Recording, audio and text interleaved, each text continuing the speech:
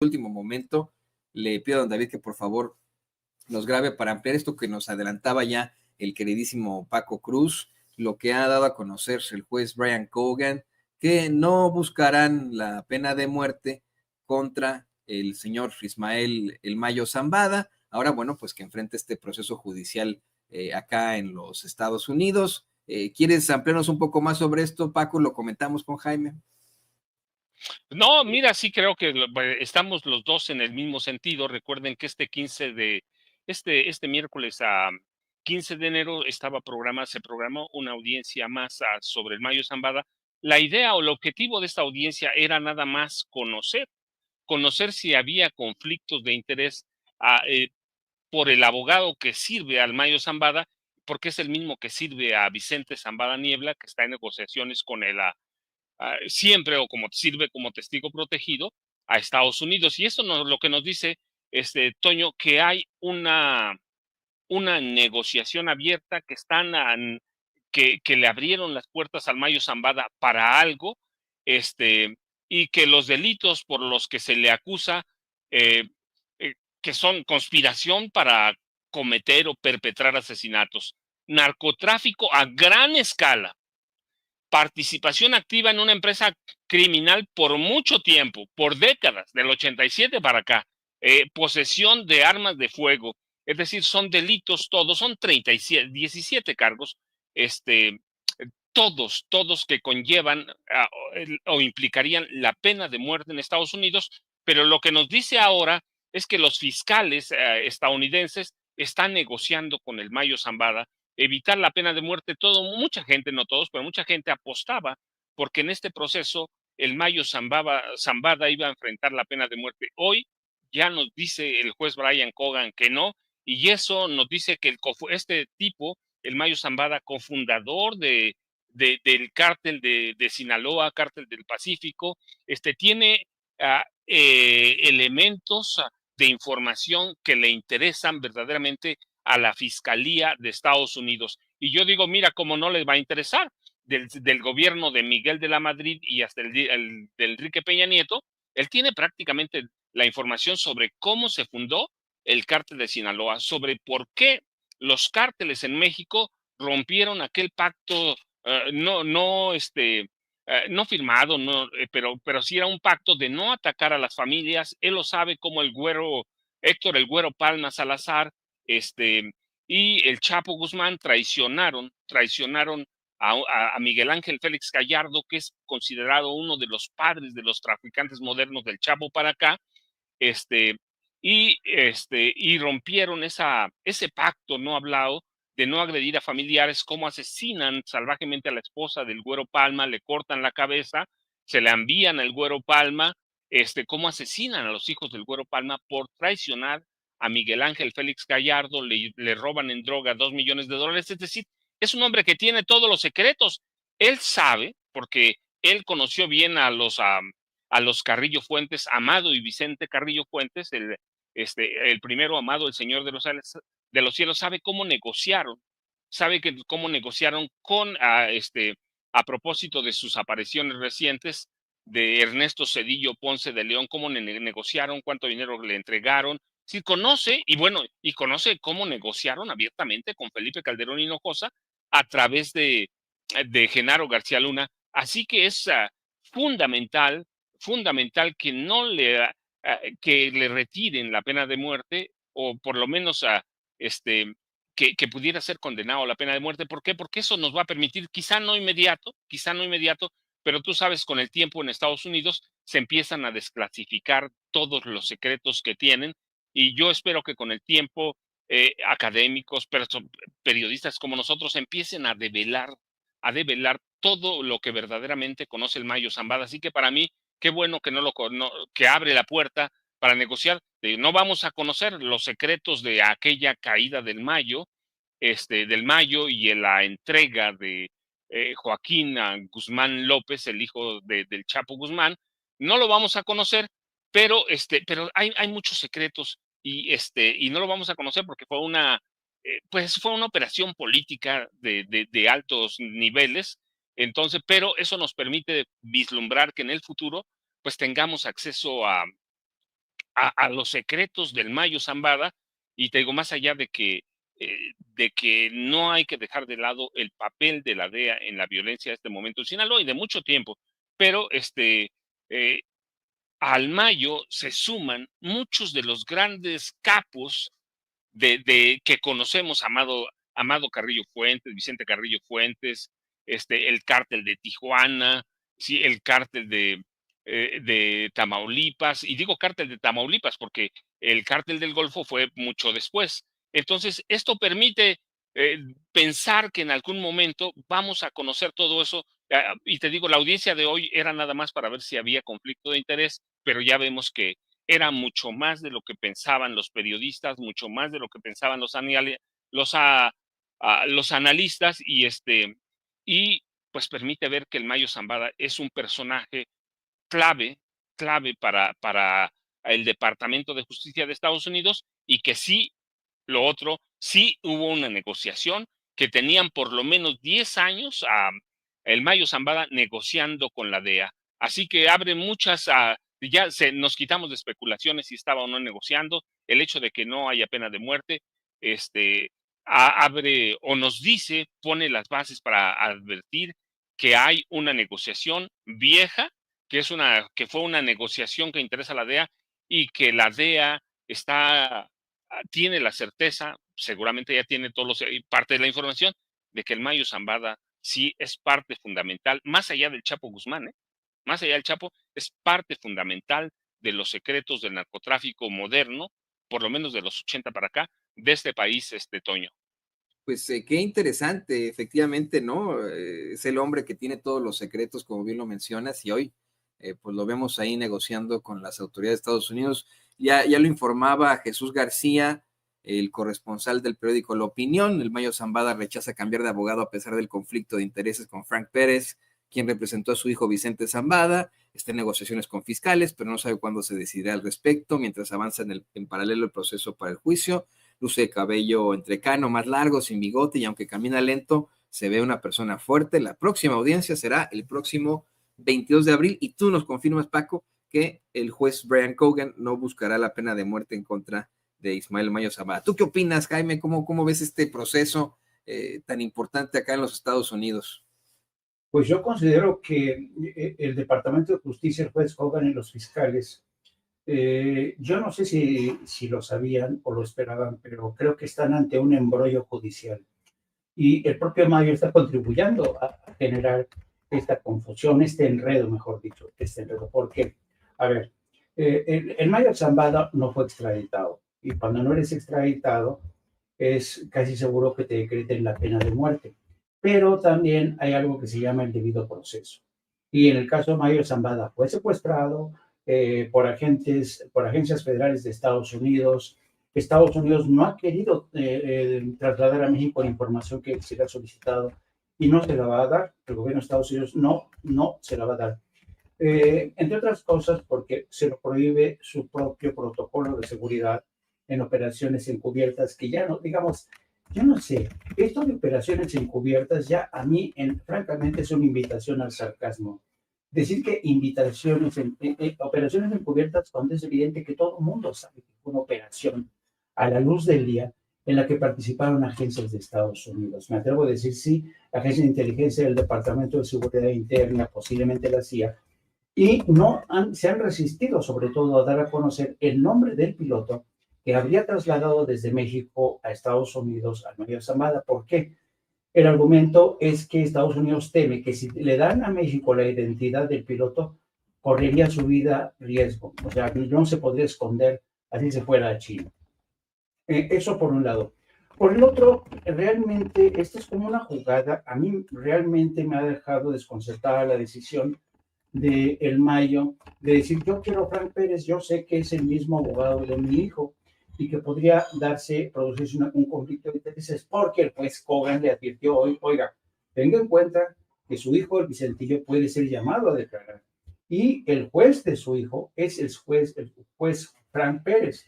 Por cierto, Frank Pérez compareció hoy en la audiencia al lado del Mayo, pero no habló él, habló otro abogado haciéndose eco de la petición del Mayo. Así es que vamos a ver en qué termina esto. Yo sospecho que detrás de todo esto está la negociación en curso que mantiene el Departamento de Justicia. Es decir, porque claro, el Mayo Zambada no va a cooperar así de forma gratuita, resignarse a su suerte por haber sido traicionado por los chapitos y decir, sí, como no, yo coopero, pónganme ustedes el abogado que ustedes quieran, senténceme a pena de muerte. No, el Mayo Zambada es un tipo astuto, sabe muy bien lo que está haciendo, sabe muy bien que al poner a Frank Pérez, mucha de la información que tiene Frank Pérez y su hijo podría no ser utilizada precisamente por un conflicto de intereses. A esto me refiero cuando hablo de un embrollo judicial, de este enredo que va a ser fascinante como el juez Kogan y los fiscales le dan la vuelta a este tema, ¿no? A mí se me hace muy interesante. Vamos a ver de aquí al mes de abril, cuando es la próxima audiencia, a ver qué ocurre.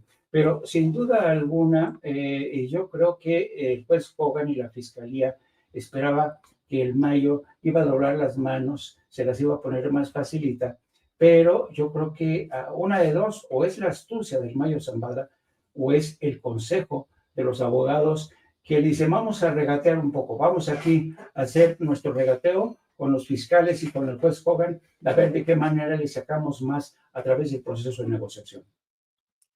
Sí, híjole, qué interesante se pone el caso. No había yo considerado esta parte de las violaciones en el debido proceso, aunque, querido Jaime, si bien es cierto, ahí en México, sí, por esas violaciones en el debido proceso, hasta procesos cancelan y liberan delincuentes, no es lo mismo acá.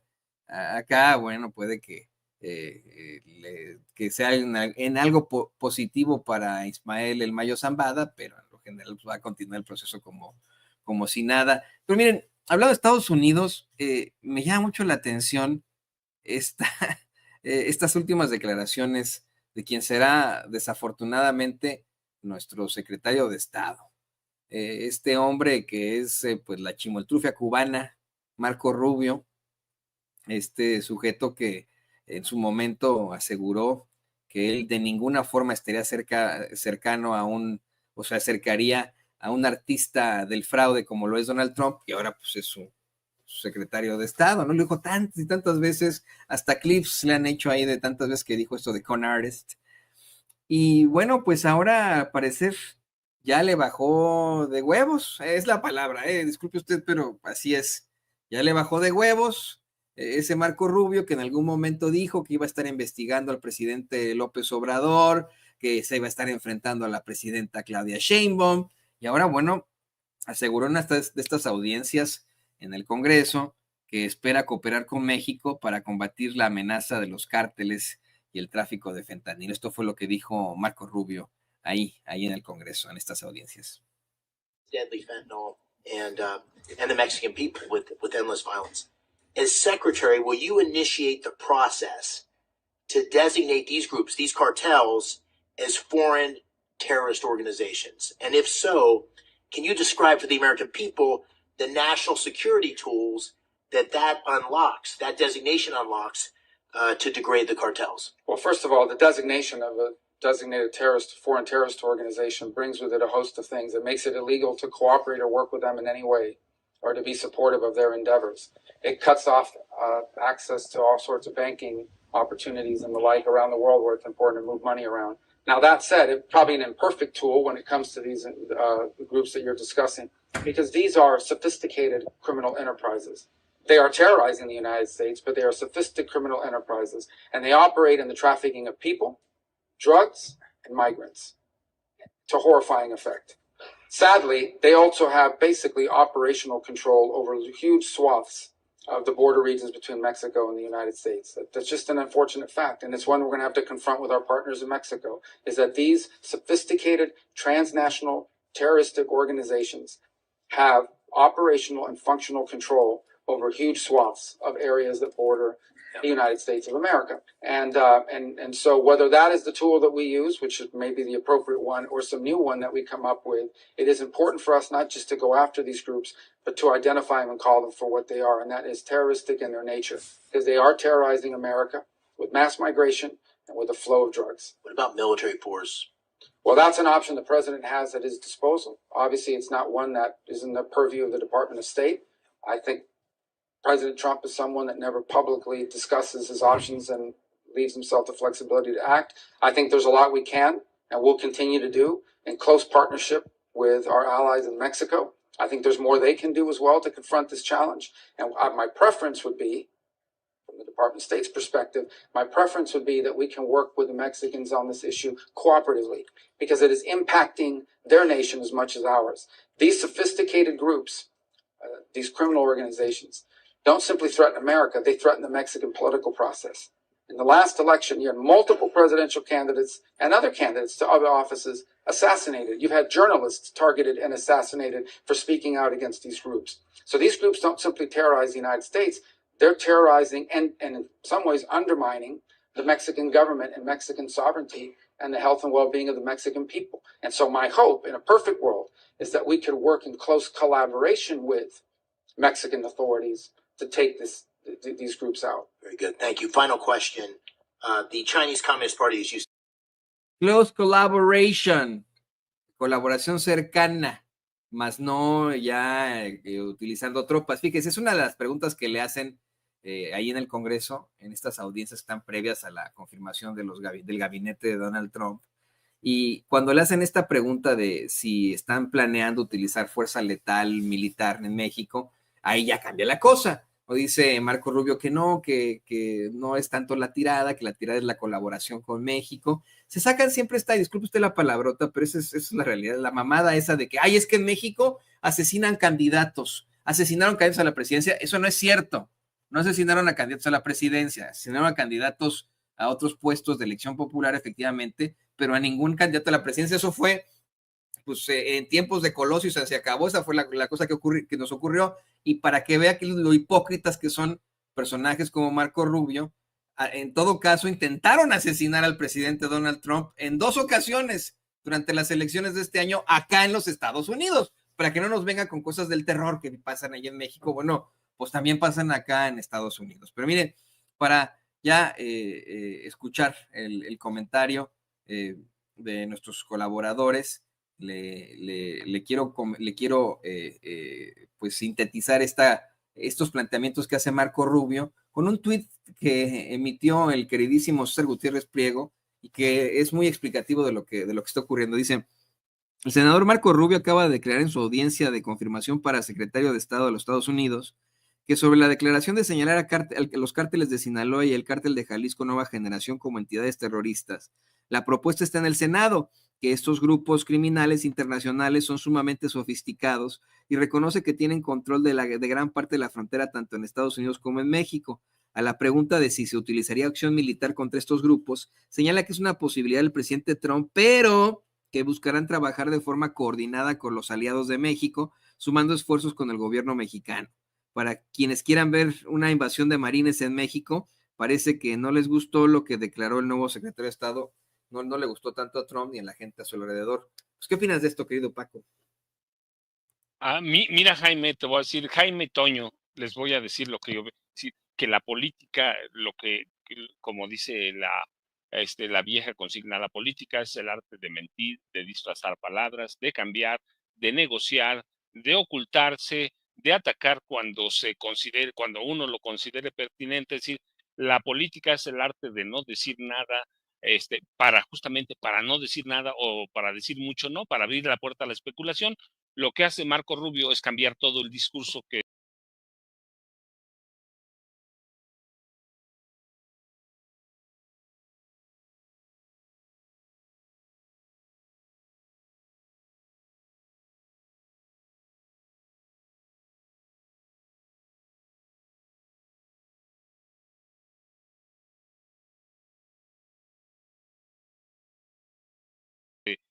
trajeron o usaron al que recurrió Donald Trump durante toda su campaña y antes de su campaña presidencial, porque estuvo prácticamente en campaña 4 años.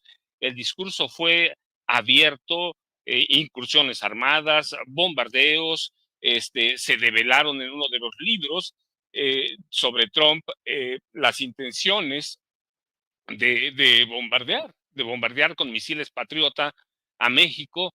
Hoy cambia, pero siempre lo dijimos también, una cosa era en campaña, otra cosa es llegar a gobernar, y la realidad es que, por ejemplo, dicen que ya Donald Trump tiene firmadas 100 órdenes ejecutivas, entre ellas se incluyen capítulos sobre México que afectarían a México claramente, pero no lo vamos a saber, sino, yo insisto, hasta el día que tome de posesión, que veamos, tú lo has dicho, que saque su crayola y empiece a firmar y a firmar, o si ya los tiene firmado, que se empiece a dar a conocer el tema del narcotráfico. Dijimos, sobre los aranceles no hay problema, ya crearon o dieron a conocer la creación de un organismo que se va a encargar de eso.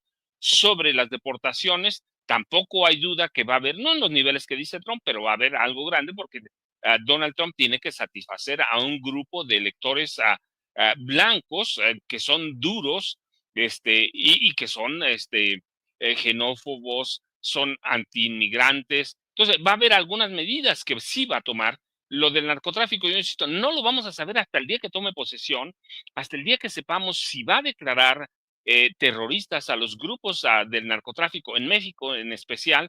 ¿Por qué? Porque eso le permitiría a Trump usar leyes estadounidenses extraterritoriales. Lo que dice hoy Marco Rubio, pues sí, no se había contemplado, sí son grupos, porque sí los llaman grupos terroristas en la frontera, narcoterroristas que se aprovechan de las fronteras abiertas para explotar a los inmigrantes, a, para explotar a niños, a mujeres, a comunidades enteras, para obligarlos a, a traficar con fentanilo, pero deja ya, es muy nebuloso eso de que van a ordenar incursiones y dicen, no, vamos a trabajar, ya lo dijiste tú, vamos a tener una estrecha colaboración o colaboración cercana con México, pero en realidad, yo insisto, no lo sabemos, no lo vamos a saber. Marco Rubio hoy habla fuerte, sí, pero esconde como político, y esconde todo lo que puede hacer Trump porque tampoco lo sabe. El problema es que lo que hace Marco Rubio también es para que aprueben su nominación, aprueben el nombramiento en el Senado, pero no sabemos, seguramente lo iban a autorizar de cualquier forma, pero lo que hace es tender una capa nebulosa en cuanto al narcotráfico. Por más duro que hable, lo primero que le dice, no vemos incursiones armadas, pero vemos otras alternativas. Así que digo, la verdad, lo que va a pasar con el narcotráfico en la administración Trump, que empieza, ¿cuántos? 5 días. Nada, Toño, estamos en cuenta regresiva ya. ¿Qué va a pasar? No lo sabemos. Y lo vamos a saber y a entender en toda la dimensión hasta el día que veamos las órdenes ejecutivas o decretos presidenciales que le van a permitir hacer muchas cosas a Donald Trump. ¿Hasta dónde? No lo sabemos. ¿Hasta dónde va a querer bien con ese electorado duro al que sirve? Lo que podemos entender hoy con lo que dice Marco Rubio es que tampoco él sabe. Es que tampoco él sabe, y que Donald Trump va a hacer lo que se le pegue la gana.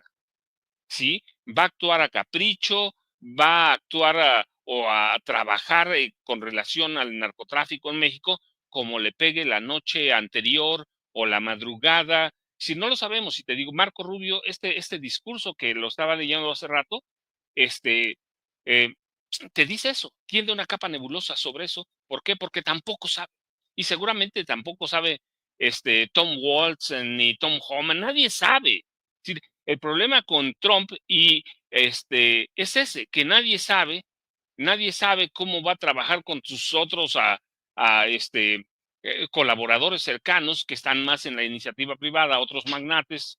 Entonces, no podemos entender todavía, te digo, pero lo que nos dice es que la política es el arte de mentir, de engañar, de negociar, de hacer cosas oscuras, y este discurso y estas respuestas a preguntas de congresistas, senadores de Estados Unidos, pues es eso, es el arte de engañar. ¿Por qué?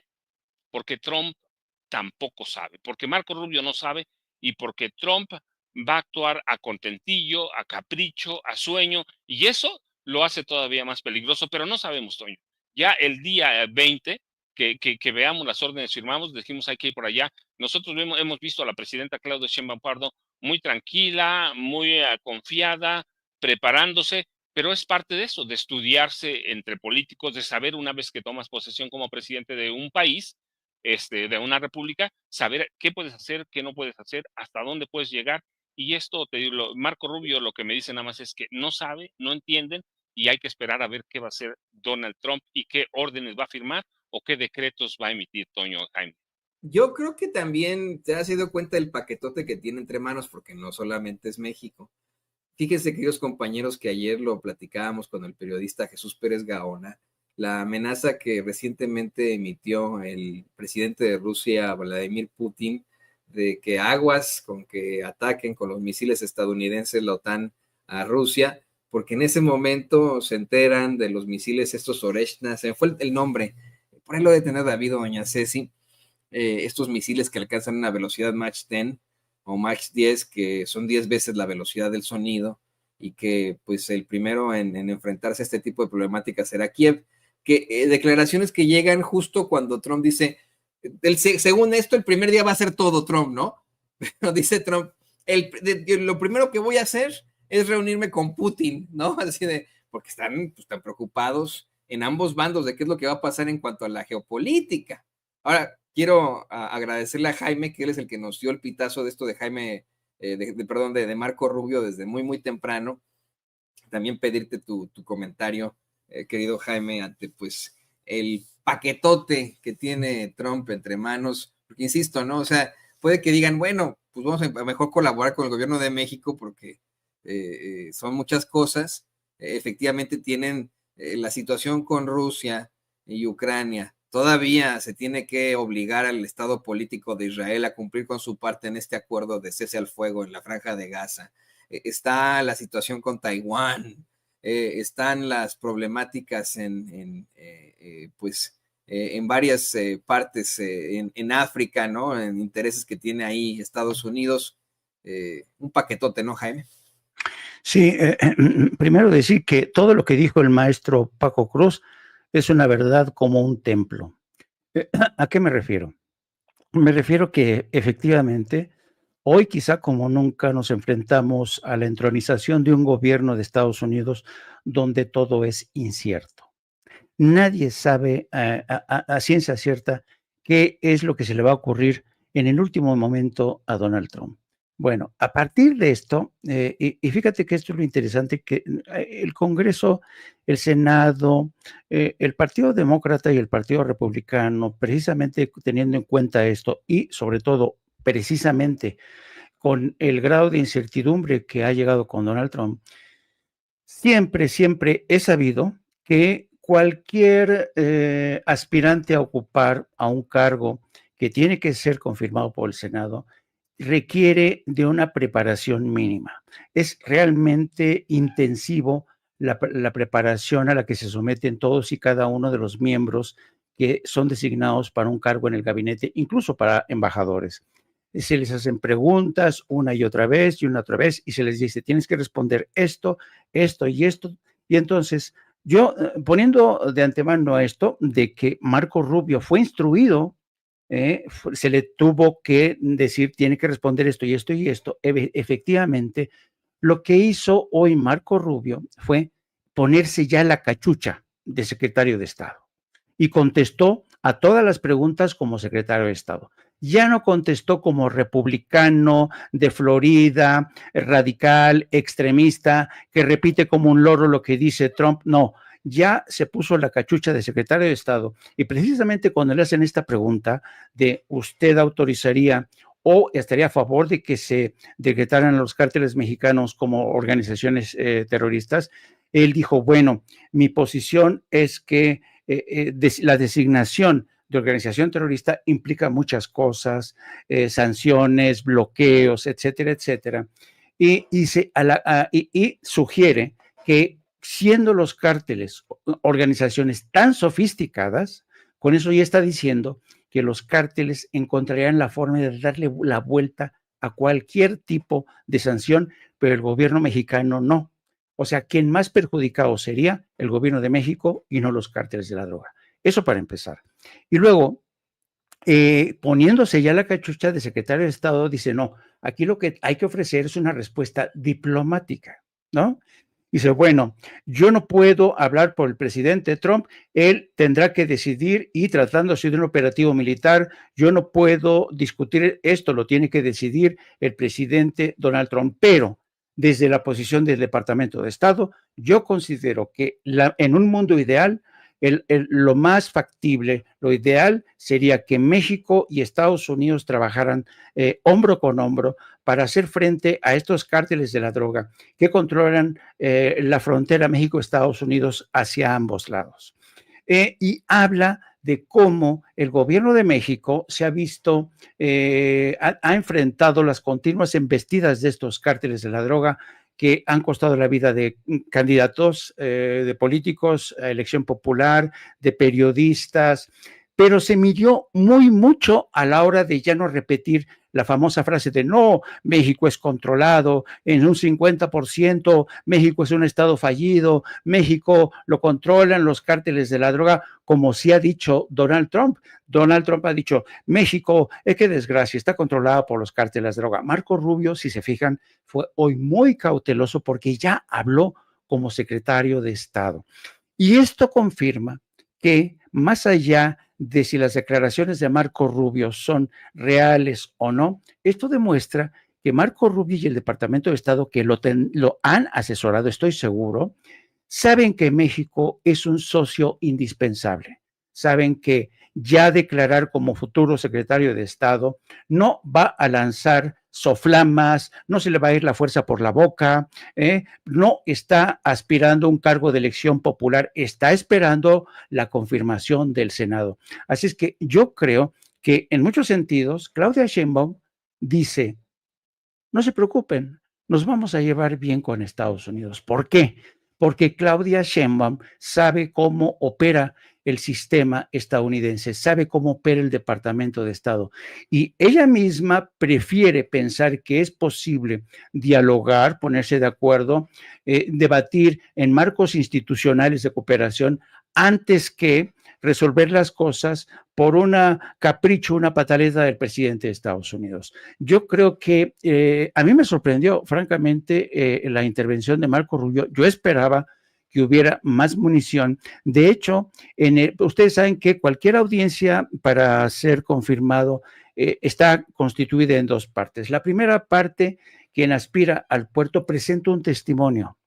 Y en ese testimonio, Marco Rubio fue muy vago porque dijo, Estados Unidos enfrenta la amenaza de déspotas y narcoterroristas que se han aprovechado de las fronteras abiertas para inundar Estados Unidos de droga, de fentanilo y de migrantes, ¿no? Pero no mencionó a ningún país por nombre propio. No se refirió a México, aunque ya se sabe que México es el único país con el que Estados Unidos ha tenido este tour de force, ¿no? Este continuo forcejeo con Estados Unidos de que te necesitas hacer más y el gobierno de México, tú también necesitas hacer más controlando más las armas y no, tú necesitas hacer más controlando los migrantes y al fentanilo, sí, pero tú tienes que hacer más controlando la adicción en tus propias calles, el tráfico de armamento, las redes de distribución de la cocaína, del fentanilo, el papel que han jugado los laboratorios, que por cierto hoy fue la primera entrega en la mañanera, donde se habla de este caso de la familia Sackler y de los laboratorios Purdue Pharma, que son los responsables de detonar la actual crisis de la dependencia, particularmente del fentanilo. Así es que yo creo que Marco Rubio, como dice el maestro Paco Cruz, no, hombre, nos dio un espectáculo. La danza de los 7 velos se queda cortita. Se presentó como secretario de Estado diciendo que él, ya desde su posición como secretario de Estado, va a procurar que haya acuerdos con México. Y lo que sí me queda claro es que esta argumentación, aunque sea falible, aunque no sea honesta, sí que le quita argumentos a todos estos comentócratas de derecha en México que han dicho que no, nada más entraba Donald Trump, nada más llega Marco Rubio. ¿Se acuerdan que apenas ayer hablábamos de la columna de este columnista del Universal que decía que Marco Rubio le han llegado información que van a poner en el Salvador García Soto. Salvador García Soto, que ya le han llegado informaciones, funcionarios de México, ex embajadores diciendo que van a poner en el rostizador a Andrés Manuel López Obrador y a Claudia Sheinbaum. Pues después de escuchar hoy a Marco Rubio, creo que Salvador García Soto va a tener más difícil tratar de convertir en realidad su columna de humo.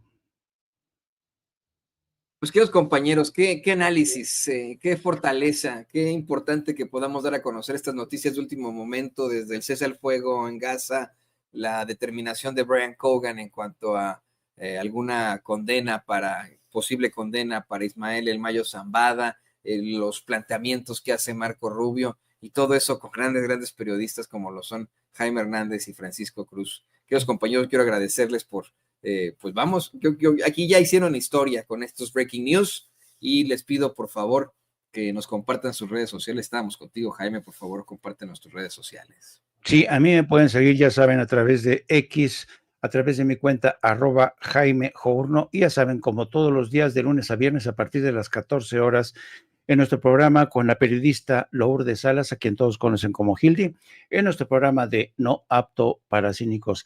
Querido Toño, te mando un abrazo, a mi querido y venerado maestro, me inclino, mi querido anciano venerable, don Paco Cruz. Paco. Jaime, ya te dijeron aquí, Rosaura Romina, se ve joven, guapo, radiante, inteligente. No, ya me estoy inventando eso, Jaime, me estoy inventando, Toño, pero sí, muchas gracias a Rosaura Romina Ross por ese mensaje. Y mira, pues son mensajes que te alegran el día, no por aquello de joven y anciano venerable, sino porque dice, siempre sigo la mesa con Jaime, y la verdad te dejo un abrazote, Jaime, tú sabes toda la estima por ti, por Toño.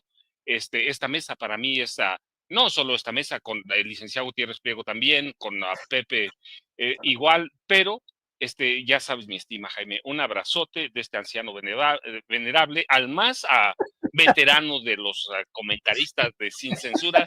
Toño, también te dejo un abrazote, y si no fuera por estos días, ¿qué hacemos con tanta nota dura? Y yo, ya sabes, @Paco Cruz Jiménez en X, antes Twitter, Francisco Cruz Jiménez en Facebook. Gracias a todos y a toda la familia Sin Censura.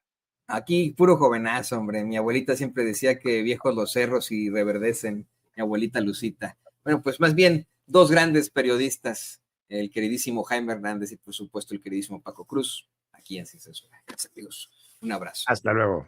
Oiga,